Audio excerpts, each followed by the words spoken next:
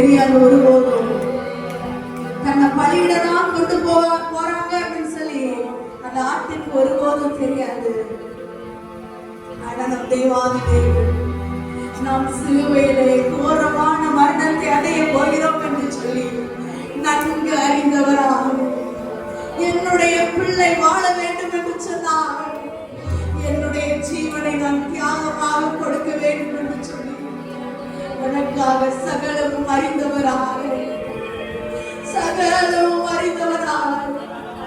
அவருடைய உடலில் ஒரு சொட்டு ரத்தம் இல்லாதவனுக்கு எனக்காக சிந்தினாரே. கோர சிலுவையிலே எனக்காக தொங்கினாரே. அவருடைய உடலில் ஒரு இடம் கூட இல்லை. பிக்கப்படுவதற்கு எல்லாவற்றையும் எனக்காக தாங்கினாரே.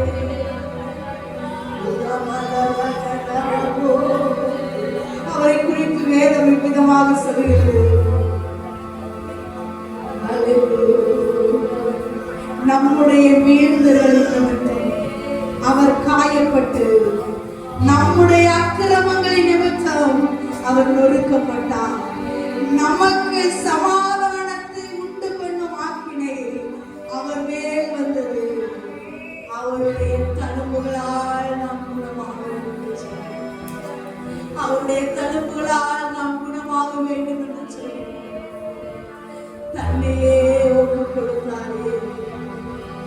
அவருடைய அன்புக்கு ஈடு உலகத்தில் ஒன்றுமே இல்லை.